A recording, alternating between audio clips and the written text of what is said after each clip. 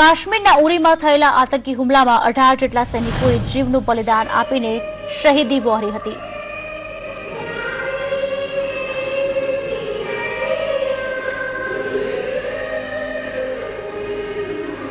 કાશ્મીરના ઉરીમાં થયેલા આતંકી હુમલામાં 18 જેટલા સૈનિકોએ જીવનું બલિદાન આપીને શહીદી વહોરી હતી। ત્યારે આ શહાદતને દેશભરમાં અલગ અલગ રીતે શ્રદ્ધાંજલિ આપવાના કાર્યક્રમ યોજાઈ રહ્યા છે। અમદાવાદના ઘાટલોડિયામાં નવલી નવરાત્રીમાં શહીદોને અનોખી રીતે શ્રદ્ધાંજલિ આપવામાં આવી હતી। નોરતાની શરૂઆતમાં રહીશો દ્વારા માતાજીની સ્થાપના કરીને આરતી કરી હતી।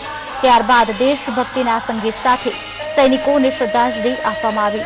આમ આ વર્ષે નવરાત્રીમાં દેશભક્તિનો રંગ પણ જોવા મળ્યો।